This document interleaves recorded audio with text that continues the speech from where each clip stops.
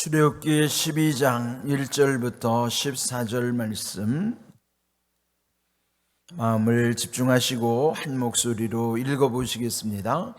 여호와께서 애굽 땅에서 모세와 아론에게 일러 말씀하시되 이 달을 너희에게 달의 시작 곧 해의 첫 달이 되게 하고 너희는 이스라엘 온 회중에게 말하여 이르라. 이 달 열흘에 너희 각자가 어린 양을 취할지니 각 가족대로 그 식구를 위하여 어린 양을 취하되 그 어린 양에 대하여 식구가 너무 적으면 그 집의 이웃과 함께 사람 수를 따라서 하나를 취하며 각 사람이 먹을 수 있는 분량에 따라서 너희 어린 양을 계산할 것이며 너희 어린 양은 흠없고 1년 된 수컷으로 하되 양이나 염소 중에서 취하고 이달 열 나흔 날까지 간직하였다가 해질 때에 이스라엘 회중이 그 양을 잡고 그 피를 양을 먹을 집 좌우 문설주와 인방에 바르고 그 밤에 그 고기를 불에 구워 무교병과 쓴나물과 아울러 먹되 날것으로나 물에 삶아서 먹지 말고 머리와 다리와 내장을 다 불에 구워 먹고 아침까지 남겨두지 말며 아침까지 남은 것은 곧 불사르라. 너희는 그것을 이렇게 먹을지니 허리에 띠를 띠고 발에 신을 신고 손에 지팡이를 잡고 그 피 먹으라. 이것이 여호와의 유월절이니라. 내가 그 밤에 애굽 땅에 두루 다니며 사람이나 짐승을 막론하고 애굽 땅에 있는 모든 처음 난 것을 다 치고 애굽의 모든 신을 내가 심판하리라. 나는 여호와라. 내가 애굽 땅을 칠 때에 그 피가 너희가 사는 집에 있어서 너희를 위하여 표적이 될지라.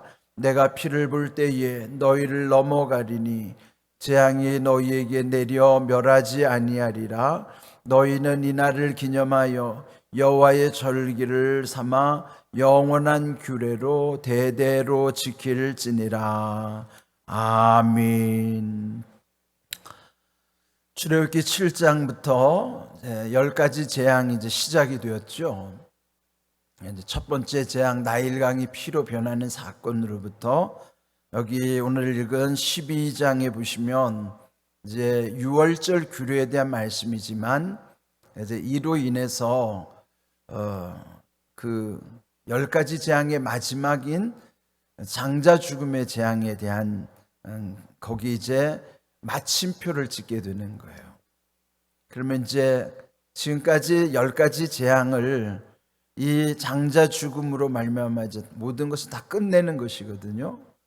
그러면 이 10가지 재앙에 대해서 아주 중요한 의미를 이제 오늘 본문에서 말씀하고 있습니다. 먼저 이제 12절을 한번 볼까요? 12절 보시면 내가 그 밤에 애굽 땅에 두루 다니며 사람이나 짐승을 막론하고 애굽 땅에 있는 모든 처음 난 것을 다 치고 애굽의 모든 신을 내가 심판하리라. 나는 여호와라. 여기 보시면 애굽의 모든 신을 내가 심판하리라 그랬죠. 이 마지막 장자 죽음의 재앙을 통해서 그 애굽에 있어서의 이 바로의 영향력, 바로 자신은 그 바로의 가장 큰 신인 태양신, 그 태양의 신의 아들로서 그 바로가 존재한다고 믿는 거예요.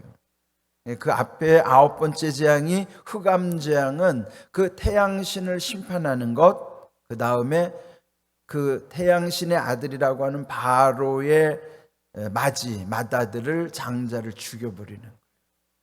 그러면 이제 그 장자 죽음으로 말미암아 모든 것이 이제는 재앙이 끝났는데 그 이유를 여기서 하나님 말씀하시기를 그 재앙은 애굽의 모든 신을 심판함이라 하는 거예요.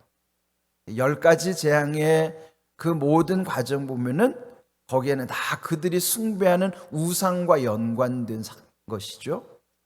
그래서 여기 모든 신을 심판한다. 우상 숭배했던 그들의 모든 것, 그걸 다 심판하시는 것이 하나님이 이 10가지 재앙을 내리시는 목적이고, 그로 말미암아 나는 여호와라, 즉 하나님이 여호와 되심을 만방에서 드러내시는 거예요. 이게 중요한 세 가지가 있다고 그랬었죠.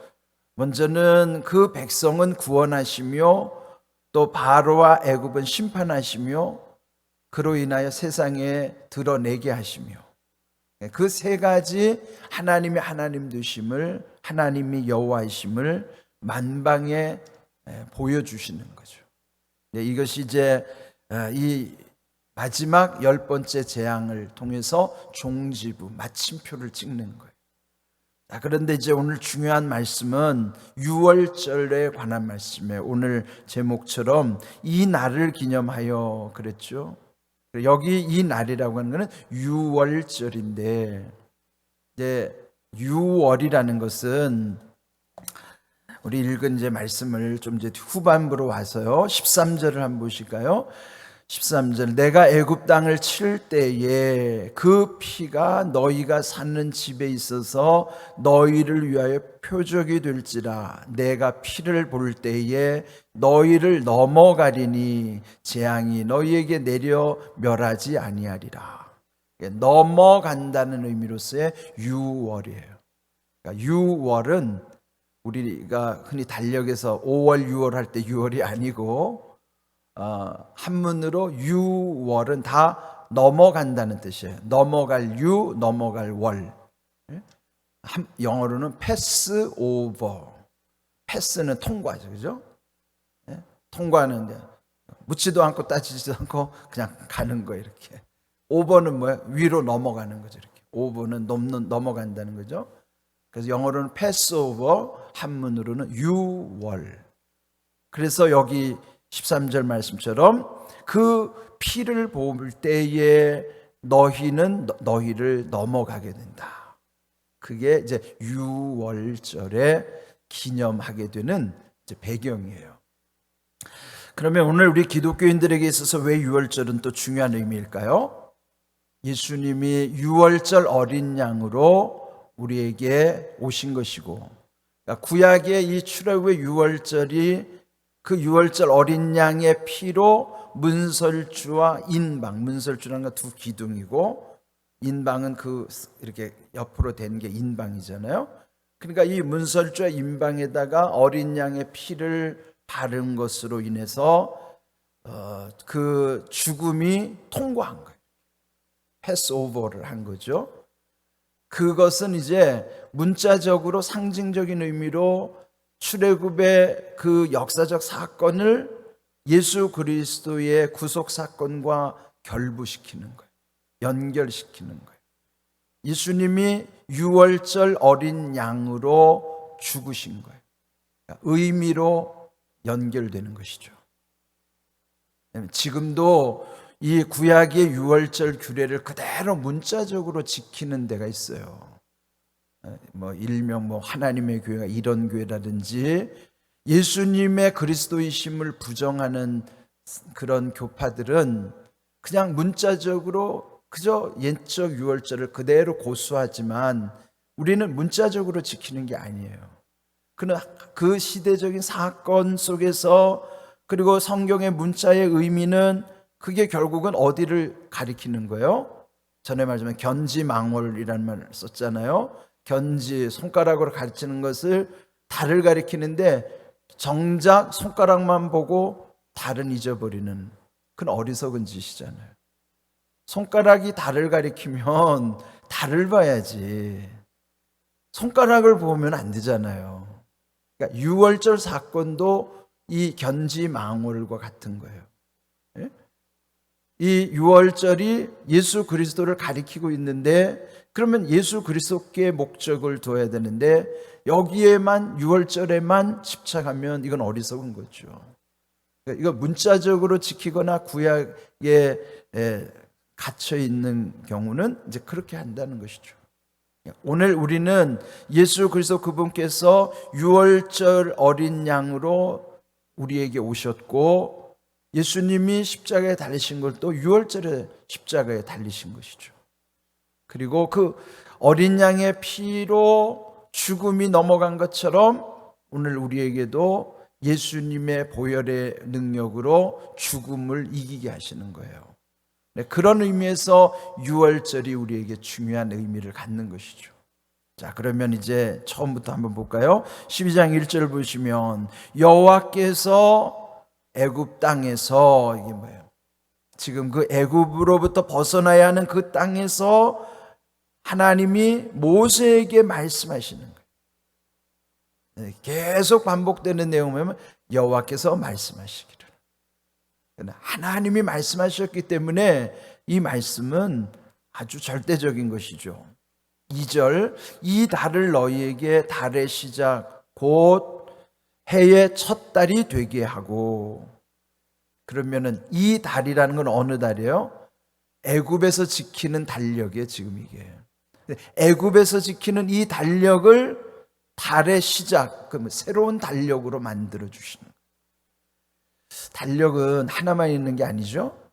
이제 지금 우리가 익숙한 달력은 태양을 중심으로 만든 달력이 지금 우리가 쓰는 양력이 양력. 그런데 또 농사 짓는 분들은요, 달을 중심으로 만든 달력인 음력을 굉장히 중요하게 여겨요. 근데 북한은 자기들이 주체 사상을 숭배하기 때문에 그 사람들이 쓰는 달력은 주체력이에요. 주체력. 그러니까 주체 몇 년 그렇게 나간다고요. 그러니까 사람들마다 달력이 다 달라요. 저도 이제 공안교회 온 지가 오늘 574일이에요. 그러면 제 나름대로는 공안교회 온 첫날로부터 저의 달력이 시작된 거예요. 공안교회 달력은 저한테 574일째란 말이에요. 예? 그러면 제 인생의 마침표를 찍을 때, 아, 나는 공안교회에서 며칠 동안 하나님께 섬겼구나. 그건 내 달력의 의미는 굉장히 중요한 의미예요. 전에 있던 교회에서도 카운터를 해가지고 그날 간날 첫날부터 제가 이 공안교회 온 날까지 그 교회 마침표를 찍고 온 거예요. 여기는 또 시작했으니까 첫날부터 574일 지금 계속 이어져 가고, 제가 이제 여기서 이제 마지막 끝나면은 종지부를 찍는 거예요. 그건 제 인생의 달력인 거예요. 그건. 그것처럼 하나님이 지금 이 백성에게 새로운 달력을 주시는 거예요. 이 애굽에서 지켰던 달력을 폐하시고 그들에게는 지금부터 시작이다 이거예요. 그럼 뭐예요? 이 달은 너희들에게 새로운 첫 달이라는 게 뭐예요? 그걸 정월이라고 하는 거예요. 정월. 정월을 첫 달이 정월이잖아요. 정월. 그 사람들에게 이 유월절은 뭐냐면 정월이 시작되는 의미예요. 새로운 달력의 시작이 유월절이 시작이 되는 거예요. 유월절로부터 새로운 달력이 시작되는 거예요. 그럼 뭐예요? 역사가 새로 시작되는 거예요. 저도 공안교회에서 역사를 지금 새로 써가고 있듯이 그들도 지금 그 백성을 출애굽하는 과정에서 가장 먼저 한 게 뭐냐면 시간관을 바꿔주신 거예요. 달력을 바꿔주시는 거예요. 역사를 바꾸시는 거예요. 이게 왜 중요할까요? 우리가 믿으면서부터 중요한 것은 내 역사를 바꿔가는 거예요. 다르게 살아야 되는 거예요. 애굽에서의 삶은 끝내고 하나님의 백성으로서의 새로운 삶을 신기원을 이루어가는 거예요. 그래서 이 기원을 새롭게 한다고 해서 신기원이 되는 거예요. 이게 그게 달력을 바꿔주시는 거예요. 이게 2절 중요하죠. 애굽에서 지켰던 달력, 이제는 달의 시작, 여기서부터 곧 해의 첫 달이 되게 하라. 지금부터가 정월이다 이게. 굉장히 중요하잖아요. 여러분의 달력도 잘 한번 생각해 보세요. 내 인생의 달력은 지금 어떻게 내가 써가고 있는가. 그 굉장히 중요한 거예요. 또 3절, 너희는 이스라엘 온 회중에게 말하라. 여기 회중이라는 것도 처음 등장하는 단어예요. 한문으로 회라는 부를 회자죠. 중, 무리 중, 불러낸 무리라는. 우리가 예배 중에 오는 거는 회중으로 오는 거예요. 회중. 여기 예배 드릴 때 우리는 회중이에요. 회중이 뭐예요? 부름받은 무리들이에요. 그래서 이 하나님의 부름받은 회중에게 지금 하나님의 백성들에게 말하라는 것이죠. 이 달 정월달, 지금부터 시작되는 이 정월달 열흘, 앞으로 있을 열흘, 너희가 각자 어린 양을 취할지니 각 가족대로 그 식구를 위하여 어린 양을 취하여 그랬죠. 그 어린 양이 예수 그리스도를 예표하는 거예요. 예표는 미리 표시하는 거예요. 예표. 미리. 사실은 뭐 그때로부터 예수님이 탄생하시는 것과는 엄청난 한 3,500년 이상 되는 그 시간이 지난 다음이지만 하나님의 섭리는 이미 거기서부터 이루어지고 있는 거예요. 그 민족에게 있던 사건은 앞으로 이 모든 열방을 향하여 예수님이 어린 유월, 지금은 이 유월절 어린 양이 이 민족을 구원한 것이지만 장차 오실 예수님, 그분은 유월절 어린 양으로 오셔서 열방을 구원하시는 거예요. 모든 만민을 구원하시는 거예요. 그런 것을 이미 예표, 미리 나타내 주시는 사건으로서 중요한 것이죠. 자, 그러면 8절, 그 밤에 고기를 불에 구워 무교병과 쓴나물과 아울러 먹되. 네, 이제 그 유월절 그 장자의 죽음의 사건이 벌어지면 이제 그들은 해방이 되는데 미리 준비를 시키는 거예요.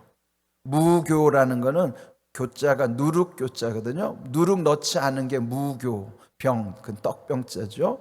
그러니까 누룩을 넣지 않은 떡. 그러니까 급히 만드는 누룩은 넣을 수도 없지만 또 쓴나물, 그들의 삶의 고난을 상징하는 것이지만은 그 어린 양의 고기와 무교병과 쓴나물을 아울러 먹으라 이런 거예요.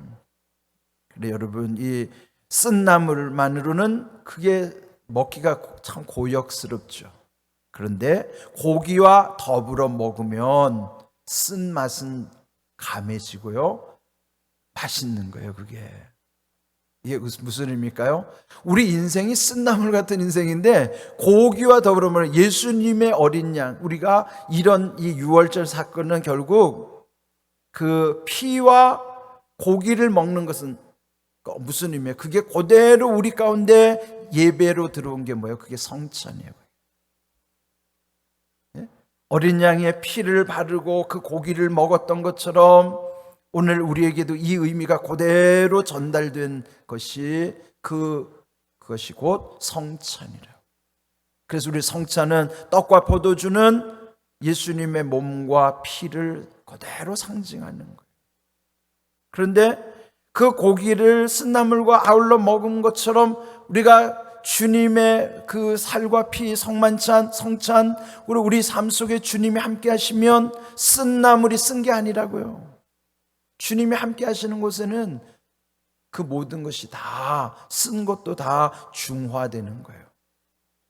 그런 의미로 여기서 말씀하시고 11절, 그걸 어떻게 먹으라고 그랬는가요? 또 허리에 띠를 띠고 발에 신을 신고 손에 지팡이를 잡고 급히 먹으라. 이제 해방의 시간인데 지금 머뭇거릴 새가 없어요. 그래서 허리에 띠를 띠고 신을 신고 지팡이를 잡고 급히 먹으라는 긴박한 상황. 여러분, 우리 구원은요 긴박한 거예요. 구원을 미루지면 안 돼요. 여러분 주변에 구원받아야 될 분 있다 그러면 미루지 마세요. 지체하지 마세요. 긴박한 거예요, 구원의 문제는. 그래서 여기서 지금 이 귀한 말씀 가운데 지금 아침에 시간이 짧아서 지금 아주 요점만 정리해서 말씀을 드렸지만 중요한 것은 이 유월절을 기념하라. 오늘 말씀 제목처럼 마지막 절 14절을 보면 이 날을 기념하여 여호와의 절기로 삼아 영원한 규례로 대대로 지킬지니라. 이것이 오늘 우리의 신앙 가운데 다 녹아 있는 거예요. 성찬의 의미 속에, 예배의 의미 속에. 그런데 이 가장 중요한 건, 핵심은 예수 그리스도 안에 있는 거예요. 그 예수 그리스도를 제하고 옛적의 제사 방법만 취한다면 그건 아무 의미가 없는 거예요. 지금 우리에게. 그는 이스라엘 민족에게는 의미가 있어요. 그렇지만 예수 그리스도와 관련이 없다면 그건 우리하고는 아무 상관이 없는 거예요. 오늘 우리에게 이미 예수 그리스도 그분 안에서 하나님의 이런 놀라운 은혜도 또 하나님의 섭리도 다 그 속에 우리에게 주셨다고 하는 것을 기억하시고, 이 6월절 우리가 부른 찬송 265장 6월절에 어린 양이신 예수 그리스도 그분 안에서 주시는 은혜를 우리 누리는 거예요. 그래서 우리는 그분의 보혈의 능력으로 이미 사망 권세도 이겼고 이제 모든 일들이 주의 은혜 안에서 그 모든 게 온전케 하신 거예요. 어제 말씀처럼 믿음의 주에 온전케 하시는 예수 그리스도를 바라보는 귀한 은혜의 삶이 되기를 주님의 이름으로 축복합니다. 아멘.